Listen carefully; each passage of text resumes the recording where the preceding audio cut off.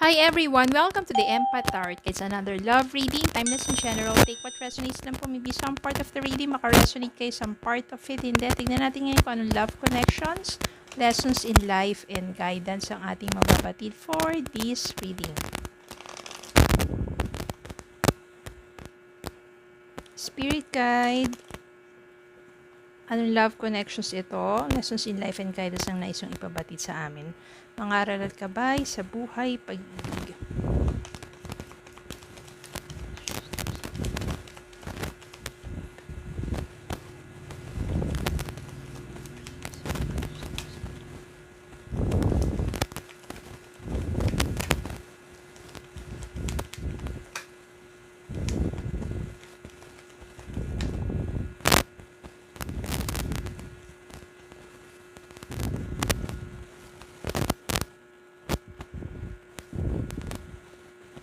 Four of Swords, Nine of Swords,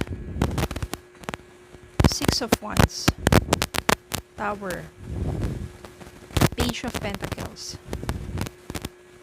Queen of Swords, Death,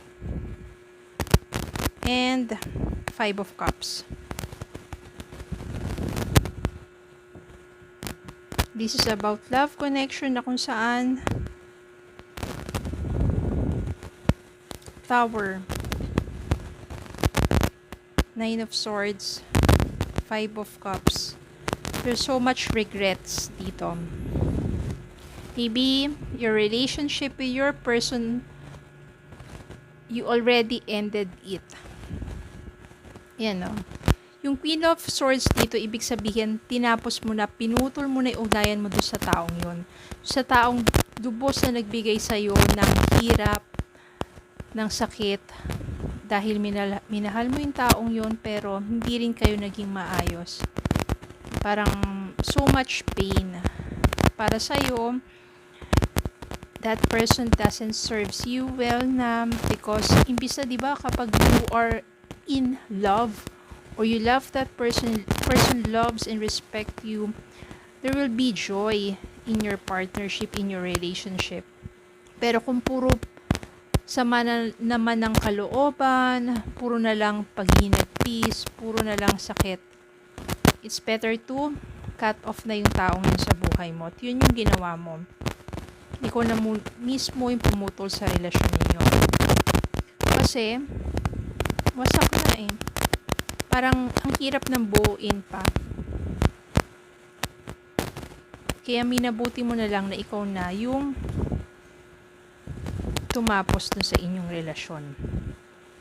Nang ginawa mo yan, may mga opportunities na dumating sa buhay mo at naging maganda naman at maayos sa takbo ng pamumuhay mo.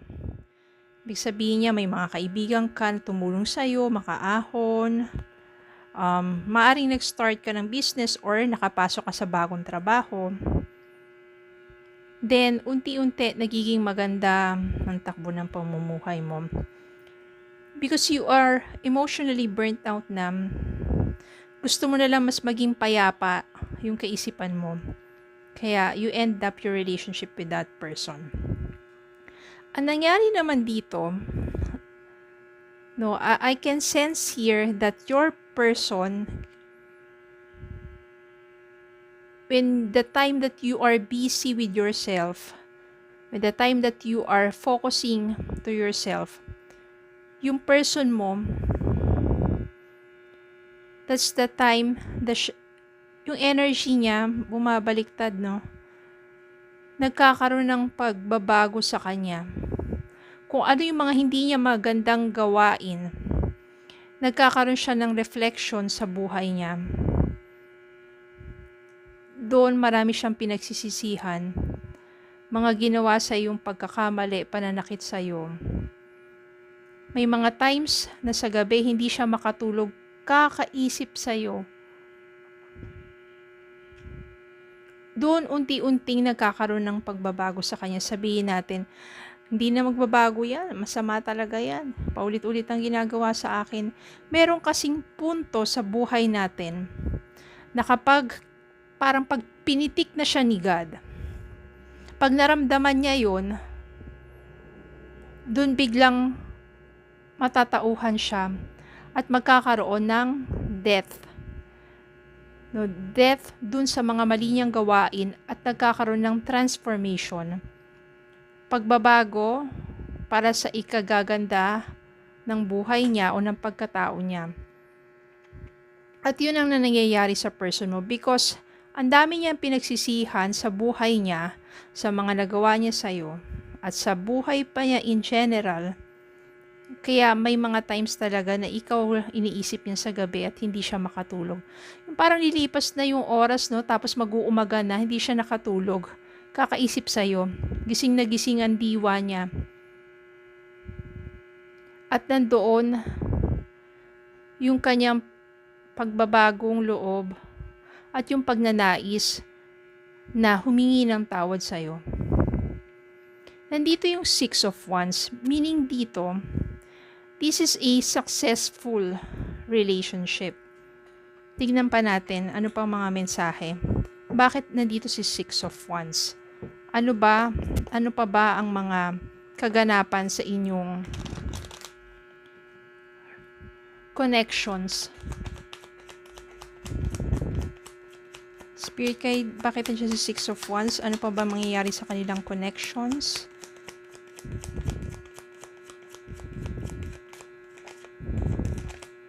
Okay. 8 of Cups. Ito yung ginawa mong paglayo sa kanya. Nandito si 9 of Cups. One more spirit guide.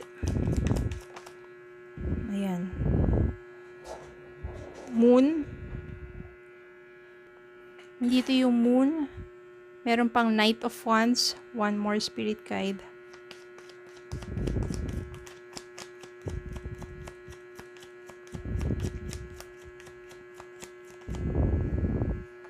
The Chariot. Maaring ang mga mensahe na to ay nagpapahiwatig na nang iniwan mo nga yung person mo na yun, di ba doon niya naramdaman na ang dami niyang mga pagkakamali at pagkukulang sa buhay niya, pagkakamali sa'yo. Yung Moon dito, I can sense here that napapanaginipan ka ng person mo.